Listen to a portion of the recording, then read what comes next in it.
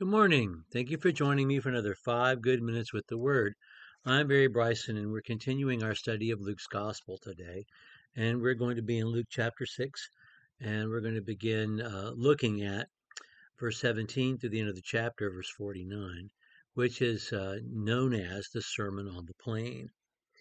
So Jesus has just been up on the mountain where he has prayed all night, and then from his disciples, he has chosen 12 to be apostles. And we get the notion that this is a new phase in the ministry of Jesus. He's been a healer, an itinerant minister, preacher, primarily preacher, all over Galilee. Uh, his fame has spread far beyond Galilee, um, and uh, and now he has his 12 apostles, whom he will send out in groups of two to preach the gospel beyond, his traveling band. Um, and it's just a new phase in the ministry of Jesus, which is clear in the Gospel of Luke. And so Jesus comes down from the mountain and delivers a major sermon to the crowds who are gathered there. So we're going to take some time to pay attention to these last verses of Luke chapter 6, the Sermon on the Plain. It is so much like the Sermon on the Mount, Matthew chapter 5 through 7, but then there are some differences that are necessary and that are important. And this has caused consternation among some um, scholars and commentators over the year. Which one is really the sermon Jesus delivered? Did Luke copy Matthew and change it? Did Matthew take Luke's um, kind of rawer version in terms of the way it's written? It really reads more like Luke's version. Really reads more like spoken language, and then maybe Matthew polished it up.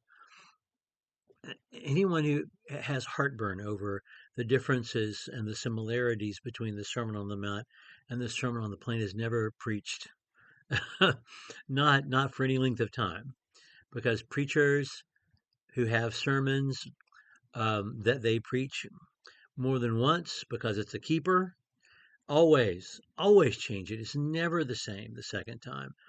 And preachers almost on a weekly basis, if you've preached long enough, will take a bit or piece from another sermon that was successful, and it fits it perfectly well in the sermon you're preaching today, and you preach that.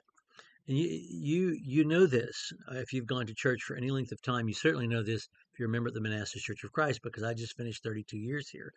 And the passages, the illustrations, the phrases that I will return to over and over again. It's just a way of establishing a vocabulary between me and you. Um, and that's what preachers do. So we shouldn't be surprised that the Sermon on the Plain and the Sermon on the Mount are very similar, but they have key differences. It's just what preachers do. He's preaching a sermon that was successful, but it's to a different crowd. It's at a different time. You have a different emphasis at some points, and so he's changed it up a bit. That, that's the most natural thing in the world. In the first place, it's delivered on the plain. It's not delivered on the mount. Um, it's connected to the calling of the 12 apostles, which the Sermon on the Mount is not connected directly to that. The similarities are so glaring, we're just going to notice them. We begin with Beatitudes and we end with the story of the wise and foolish builders. But the Beatitudes are not quite the same, and the parable is not quite the same. And in the middle, we have parables that are given, the golden rule, love your enemies, things that we are going to notice in this sermon. We're going to remember from the Sermon on the Mount. There are very few things that are unique to Luke's account. But the wording is going to be a little different, and the emphasis on some things are going to be a little bit different. An example: instead of saying, "Be perfect as your Father in heaven is perfect," Jesus in this sermon says, "Be merciful as your Father in heaven is merciful." See, um, he uses the same turn of phrase, but he gives it a different emphasis by changing just the last word of the phrases in the sentence.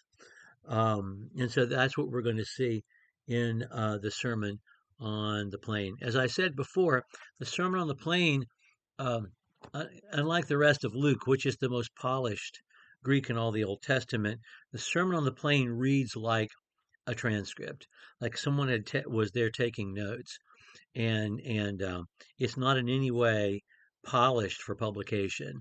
The editor hasn't gone through and taken out the ums and the ahs and and and uh, and cleaned up the syntax of a sentence. It's just there the way someone would speak it. Whereas in Matthew, um, we know the masterpiece that the Sermon on the Mount is. I mean, it's people who don't believe in Jesus understand just the jewel that of wisdom and truth that piece represents. So there's that. It's shorter than the Sermon on the Mount. It seems more directly personal. In the Sermon on the Mount, the you means you human beings. you know, when he says you, we know he's addressing the universal human race and the human condition. But when he says you in in the Sermon on the Plain, he's pointing his finger right in our face. Why don't you believe me? I've done this in your presence. Why don't you personally, yes, you over there, why don't you believe me? And so there's that. That's a bit of a difference. We're going to see many more as we read through. I mean, we'll be talking about this almost every session that we're going to have in the Sermon on the Plain. There are more parables than just the one that we have at the end of the Sermon on the Mount, the parable of the wise and foolish builder. Um, um, and it's more about our sin, I think, than our possibilities. Um, um, Individual sins are called out in the Sermon on the Plain, I think, in a way they're not called out in the Sermon on the Mount. Not that sin isn't called out. Don't get me wrong. It's just part of this being more directly personal. Also, there's a glaring omission if you're trying to make this the same sermon. We don't have Matthew chapter 6. We don't have the whole bit about pray in secret, do your alms in secret, fast in secret. We don't have seek ye first the kingdom of God. We have a little bit about money, but not a lot. Most of, chapter 6, the heart of the Sermon on the Mount isn't in the Sermon on the Plain. Maybe alluded to, maybe referenced, but we don't have the huge subject matter and the emphasis on those two topics that we have in the Sermon on the Mount. Different sermon, same preacher, and so a lot of the same material. That's just as natural as breathing in and breathing out if you're a preacher, you know? So, anyway, that's our introduction to the Sermon on the Plain. We're going to talk a little bit about the setting next time and look at verses 17 through 19 in the crowd.